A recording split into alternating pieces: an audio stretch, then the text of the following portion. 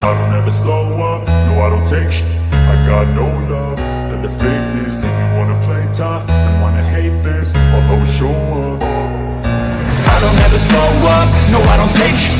I got no love for the fakeness. If you wanna play tough and wanna hate this, I'll always show up and make a statement. I don't ever slow up, no I don't take shit. I got no love for the fakeness. If you wanna play tough and wanna hate this, I'll always show up and make a statement. Everything I do so instinctive and so passionate. Every word I move so descriptive like an adjective. I got a vendetta against people who patented being negative when you should be getting after it.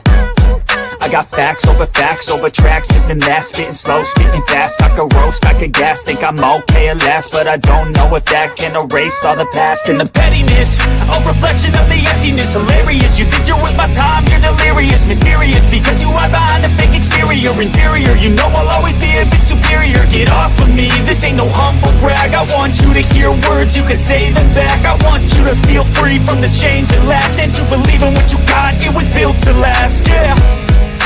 Now that I've been put through, I never got anyone's help. I don't ever slow up, no I don't take shit. I got no love for the fakeness. If you wanna play tough and wanna hate this, I'll always show up. I don't ever slow up, no I don't take shit. I got no love for the fakeness. If you wanna play tough and wanna hate this, I'll always show up and make a statement. I don't ever slow up, no I don't take shit. I got no love for the fakeness. If you wanna play tough and wanna hate this, I'll always show up and make a statement. Everything I do so instinctive and so passionate. Every word I move so descriptive like an adjective. I got a vendetta against people who patented being negative when you should be getting after it. I got facts over tracks, this and that, spitting slow, spitting fast. I could roast, I could gas, think I'm okay at last, but I don't know if that can erase all the past. And the pettiness, a reflection of the emptiness. Hilarious, you think you're with my time, you're delirious. Mysterious, because you are behind a fake exterior. Inferior, you know I'll always be a bit superior. Get off of me, this ain't no humble brag. I want you to hear words, you can say them back. I want you to feel free from the chains that last, and to believe in what you got, it was built to last, yeah. Now that I've been put through, I never got anyone's help. Hello, everyone. So the time has come. After 3 years, I am excited about this. However, I'm bummed out like everyone else about the camera issue, because I think we deserve to see the damn trial. After all, hey Marshmallow, after all this stuff, I saw you got blocked in Laura's live. After all the stuff that we saw, all the stuff that we followed, them finding the children, everything, I think we deserve to see the trial. But our good old Nate Eaton from Idaho, East Idaho News, has been keeping all of us up to date on what's going on for the past 3 years. And he's going to be at the courtroom every day to bring us updates. So we have an update on what's going to happen during this trial. And I wanted to play it for you guys. And then he's going to go live tonight with notes and audio from today's jury selection. Today starts jury selection. I'm hoping it won't take a week, but maybe it will. We don't know. We'll see. I just want the shit to start. So here we go.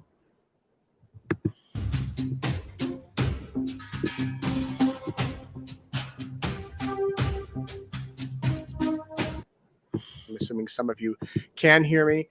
I hope that you're having a good evening, and I want you to tell me where you are watching from so that I can kind of keep track of this. Every night from now until the end of Lori Vallow's trial, I will be coming to you live. I should say every day that the trial is in session, because I'm not going to be doing this on weekends, but every weeknight at 7:30, you will be seeing me do a breakdown of what happened that day in court. And we're going to break it all down. I'm going to play sound clips from the court hearings from that particular day, let you know who testified, and let you know what what was said and what evidence was presented. Of course, this is the trial that we've been following for over 3 years now, people from all over the world. I got into Boise this afternoon and was down at the courthouse. I want to kind of show you what it looks like. I know many of you cannot be here. Most of you cannot be here. I know you're watching from all over the world.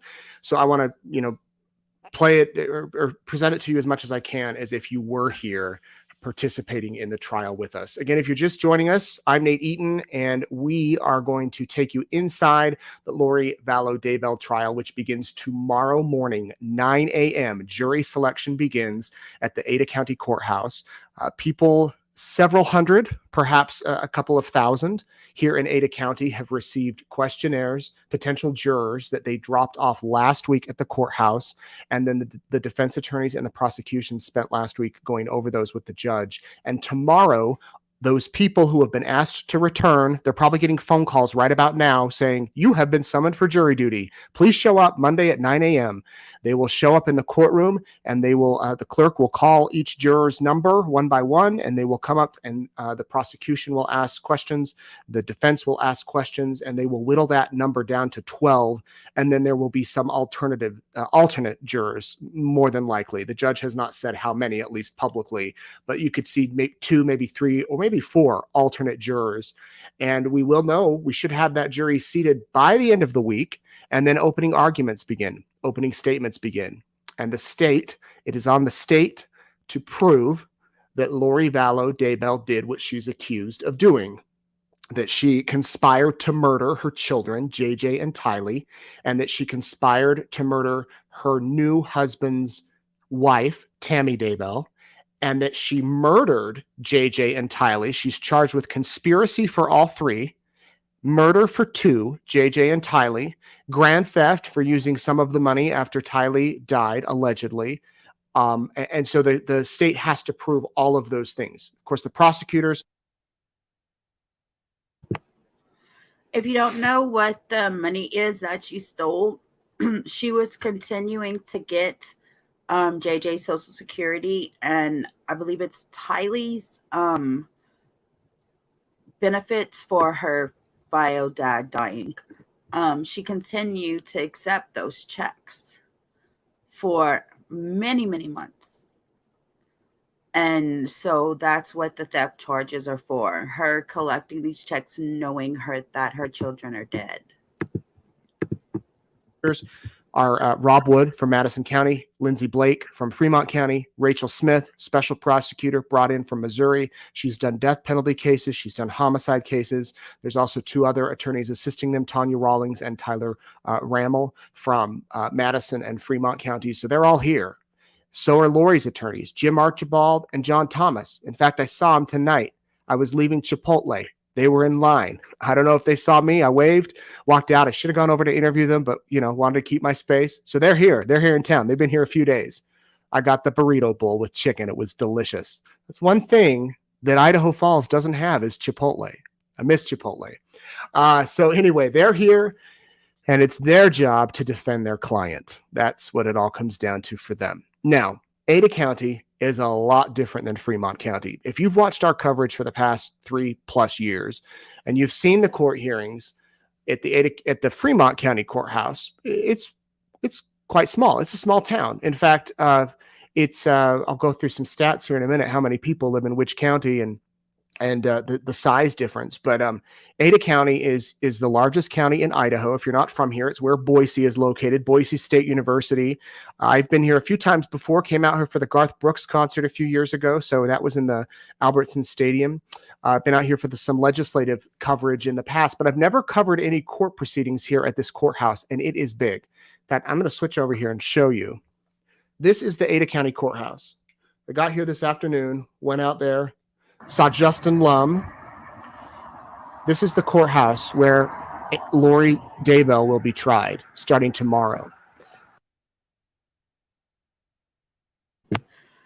If you don't know who Justin Lum is, he is a reporter for Phoenix or surrounding areas. I don't know which area it is, but he was covering this due to the Charles Vallow with Lori killing her husband, Charles Vallow. So Arizona is the one that's going to be prosecuting her for Charles Vallow's death. If she doesn't, for some reason, unfortunately, not get life in prison, Arizona is going to take care of her. But that's who Justin is. So if you guys can tap into Justin, since he's there at Ada County, on his YouTube channel, it's Justin Lum, Lum, if I remember correctly. But that's who that is.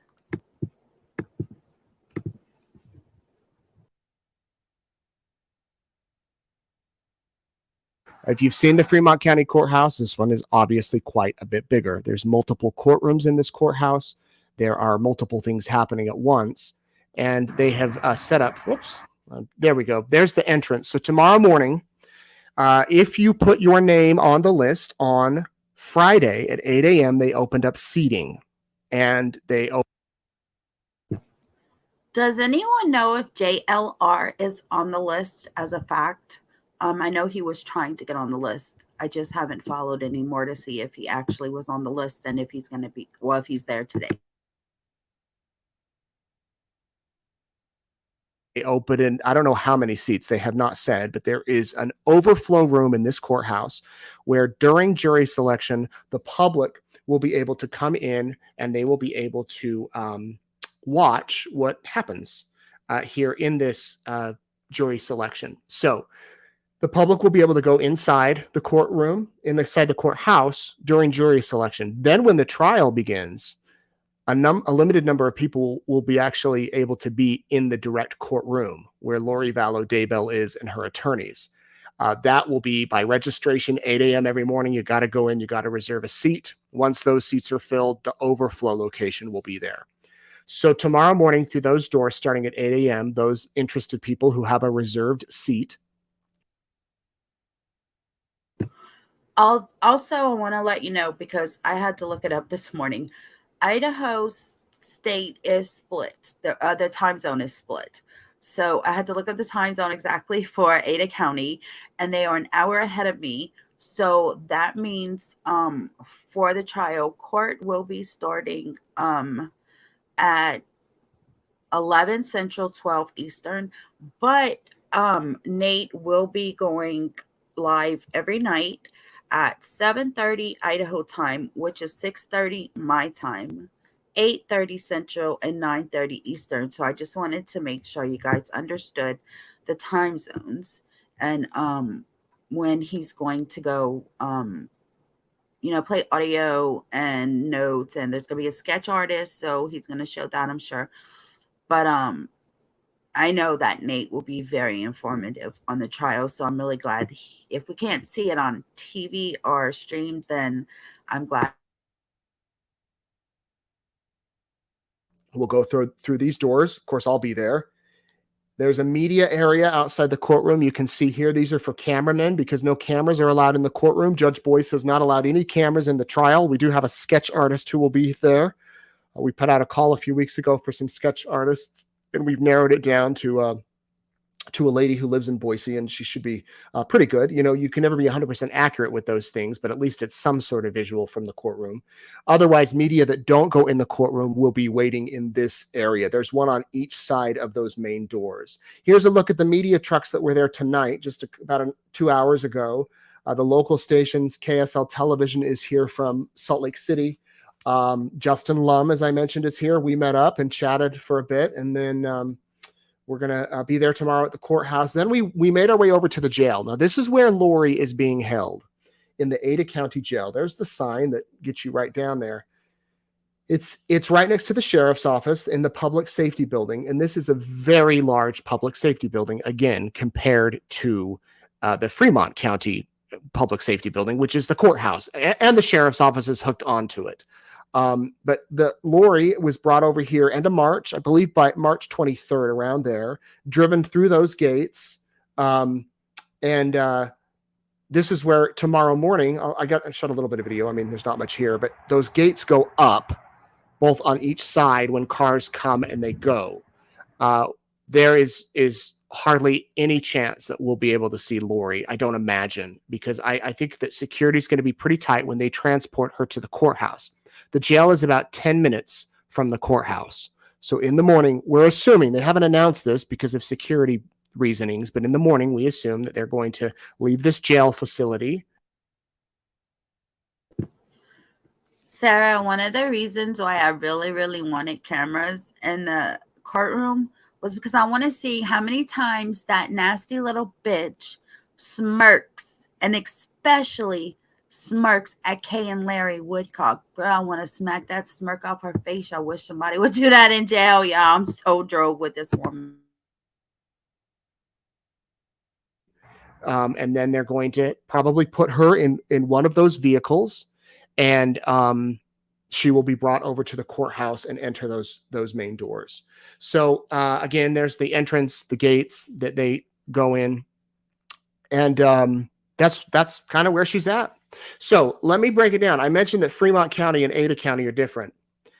Did some quick research tonight, and Fremont County has about 14,000 people. This is the latest census that I pulled up. A little over 13,000. Ada has 511,000. Big difference here. And this is one of the reasons the judge wanted to move the trial here to Ada County, because there are more people here, a larger jury pool that you can pull from. Fremont jail holds about 20 inmates. The Ada jail holds 1,224, around there. So drastic difference here. Now in Fremont right now, the facility is undergoing renovations. In fact, they're adding on. They're doing a big expansion that will go out the backside of the sheriff's office and actually connect to the courthouse. Right now, when inmates are brought into the courthouse, they're brought outside and walked in those. So they have to, this is a joke.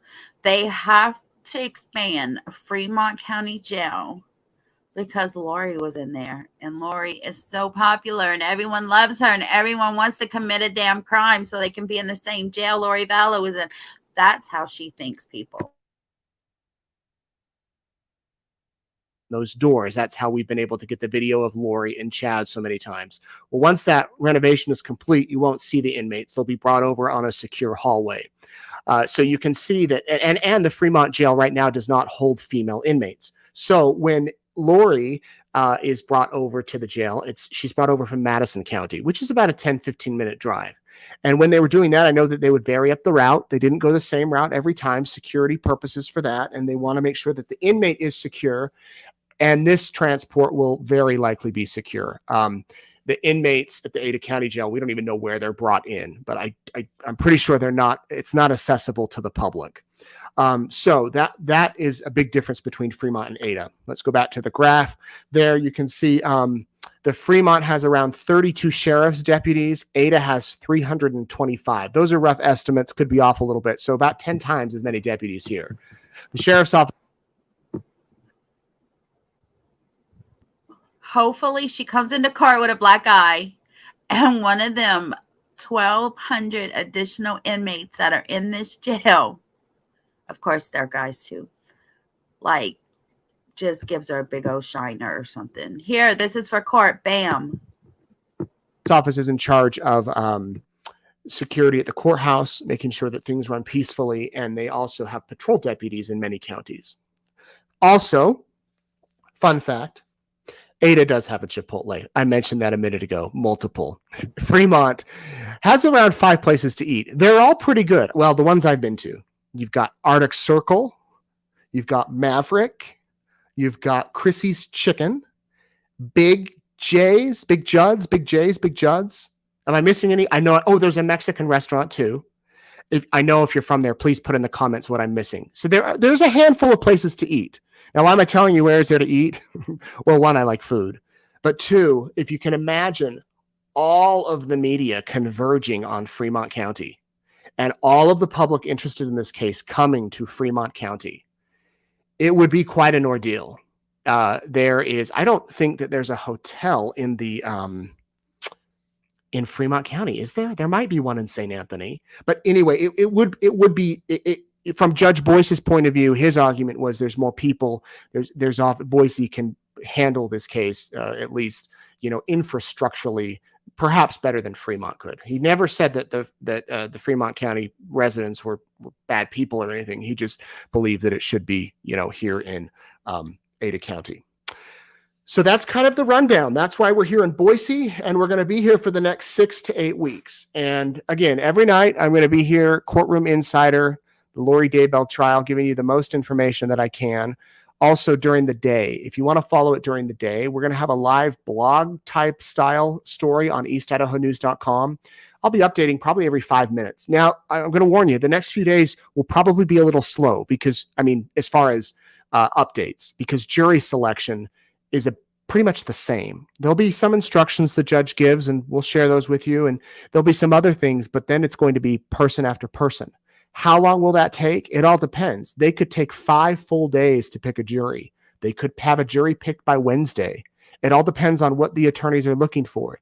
They are able to disqualify jurors for cause. For instance, if I get called as a juror and they say, what do you know about this case? And I said, I watched the Netflix documentary 12 times. And I have no sympathy for anyone involved. I'm probably not going to be on the jury. But if they call me and they say, what do you know about this case? And I say, absolutely nothing. And they say, have you ever heard of the Netflix documentary? No, what are you talking about? And that person's open-minded to what the questions are, they might get picked for the jury. But that you can strike a juror with cause, and then each side, the defense and prosecution, gets a certain number of strikes for just because they don't like the way you look. They don't have to say why they like you, but it's most strikes in bowling, strikes in baseball, strikes on YouTube channels, and strikes in court. I didn't know that. Did y'all know that? Jurors can get strikes 3 times you're out? I don't know. Let's see. It's most likely going to be, we don't know what she thinks. And I've talked with many experts about this who say that the defense and the prosecution, they're both looking for people who they think might side with their side. So that could take 3 days. That could take 5 days. We could have opening arguments begin Thursday. They could begin Monday. I would predict probably Monday, but I could be wrong. They could go through it quicker. I do know that if this was a death penalty case, jury selection would take a lot longer because you have to really get down to the potential jurors' views on the death penalty, what they think about it, what their thoughts are. It gets really detailed. The trial will be. In your opinion, how many days do you think it will take for them to get a jury? Now, mind you, so there's going to be 12 people on the jury, and then they're going to pick, let's just say they're going to pick 15, 16 maybe people. I don't know, 20 for in case any jurors are released, then they have to bring in others, so they have to have those ready. So I just don't know how long it's going to take, and I don't know, I think that bothers me too. Like, I just want this to start. Will be shorter, and jury selection will be shorter because this is now not a death penalty cases. Many of you are asking about Kay and Larry Woodcock. Did the judge decide? Can they sit in the courtroom? Let's go back about a week earlier. Well, mid last week, the judge held a hearing. I believe it was Tuesday. Said, all right, we need to establish who are the victims in this case, who are also the witnesses. In most court trials, if you are a witness, you cannot sit through the remaining trial because they worry that your testimony could be contaminated or could be swayed by other witnesses. So you're not allowed to go in there. Well, there are exemptions for family members, immediate family members. If you are a victim and you're a family member, in most cases, you can sit in the courtroom, even if you're a witness. And that was the issue. Are Larry and Kay victims? Jim Archibald, Lori's attorney, argued no. He argued no. They're not victims because Kay's son gave up his biological right to JJ. Jim Archibald said they're not grandparents. It's a made-up name. Now remember, it may sound very harsh. Jim's job is to protect his client. And that's all I'll say. His job is to protect his client. Lori could be the one telling him, I don't want them in the courtroom. You have to fight for that. obviously, Larry and Kay are victims. Wow. And you already know Laurie would have said, hell to the no. That's silly. We've interviewed them. We know. Now, on the prosecution side, Rob Wood said that argument. They are victims. They are victims. The question is, are they legal victims? So the judge gave the prosecution and the defense until 5 o'clock Friday to file briefs. Larry and Kay hired an attorney who was also representing one of the victims of the University of Idaho killing. Larry and Kay Woodcock are the grandparents of J.J. Vallow. They actually have all the rights in the world, and they definitely are victims in this case. I just found this out by watching this earlier. Their attorney is actually the same attorney that Steve Gonzalez has. I don't remember his name, but you guys know who I'm talking about. Casey Gonzalez, I believe that's her last name. Her family's attorney, Kay and Larry have. He filed a brief that said absolutely they are victims. They have every right to be in the courtroom and on JJ's behalf. So Judge Boyce has not ruled yet. We might get that tomorrow. I would imagine we'll get that this week. Larry and Kay are headed out here midweek, and they will find out if they can be in the courtroom every day as victims. So we don't have any update on that. But speaking of victims, I want to tell you who I ran into last night. I was out doing some last minute errands before, packing up and heading to Boise. And I had to stop by the UPS store to drop something off. And who should I see but Carol Dodge? Now, I don't know how many of you know Carol Dodge. If you are from Eastern Idaho, you most likely do. Carol Dodge's daughter, Angie, was killed back in 1993, brutally murdered in her apartment in Idaho Falls. She was 18. Carol had seen her hours earlier. They had danced a little bit together, and Angie was the love of Carol's life. A man was eventually arrested. His name was Chris Tapp, and he was found guilty, and he served 20 years in prison, but he did not commit the crime. He was released. His attorney, ironically enough, was John Thomas, who is now Lori's attorney, one of her attorneys.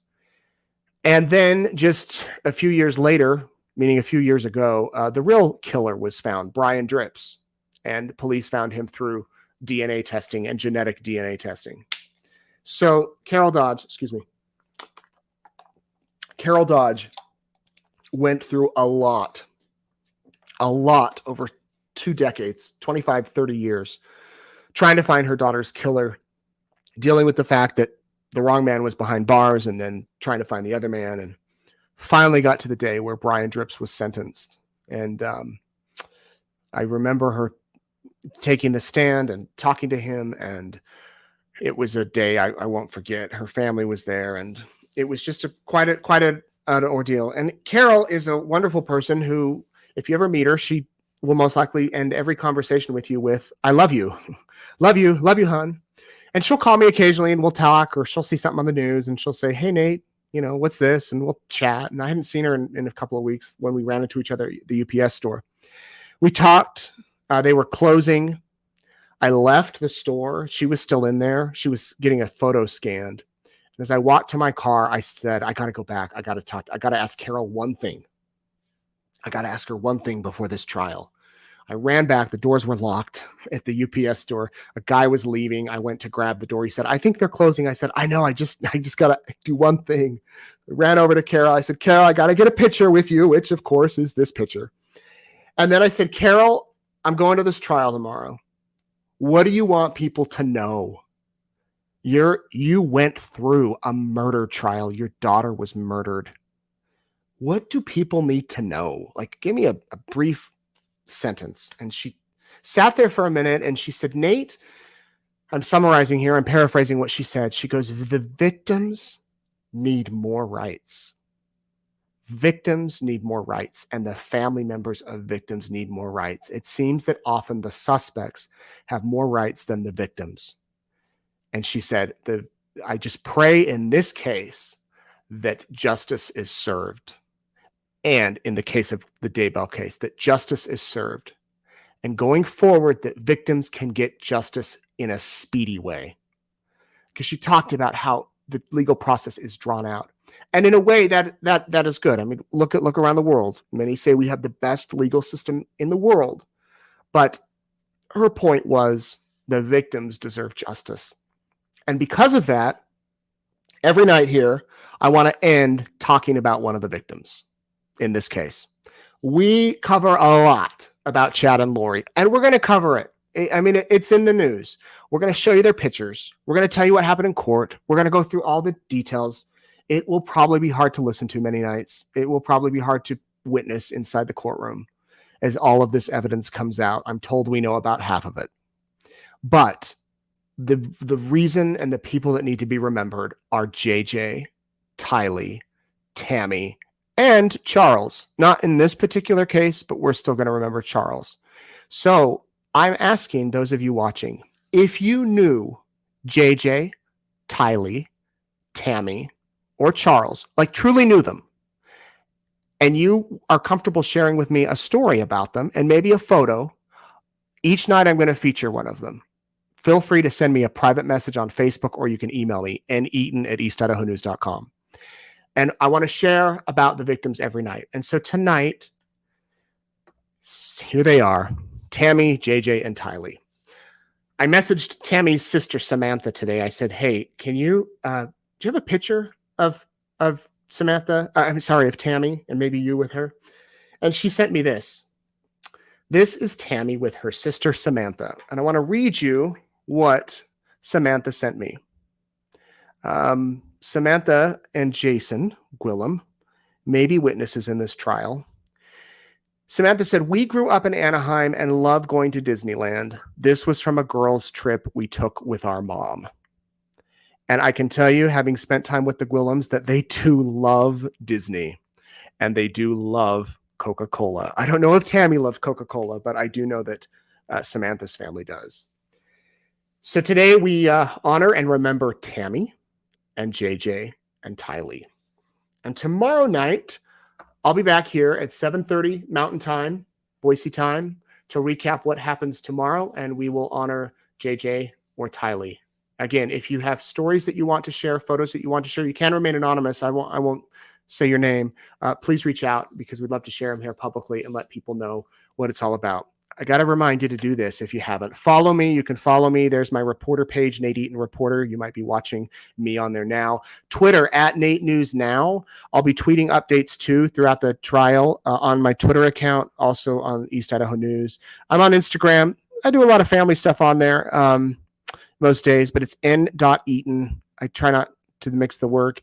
And then YouTube, follow us at eastidahonews.com. That is where we're going to be having the daily updates and the audio files. We're going to post those on there.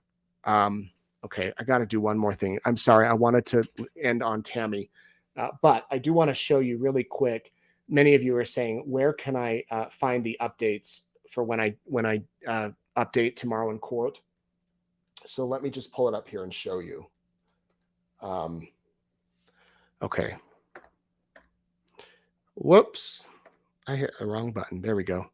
Okay, so you should be able to see eastidahonews.com. Right here, there's the Daybell trial on the right. Daybell trial coverage. There's a who's who, the timeline. I'll make this big for you. Videos, that's where you'll find the court recordings every day at the end of the day. And then there's our Daybell Digest newsletter. If you want to go sign up for that, every day we'll send you an update at the end of the day of what happened in court. And then tomorrow we're going to add a button on here that you can click and see the latest. But really, this is kind of the portal you will want to go to, the Daybell trial complete coverage. Go to that portal. You'll get all the updates and every single past story that you can imagine. All right. Thank you all so much for watching, putting up with the kinks as we're learning them here in Boise. We'll be back here tomorrow, 7:30. Jury selection begins at 8 a.m. Hope you all have a very good night.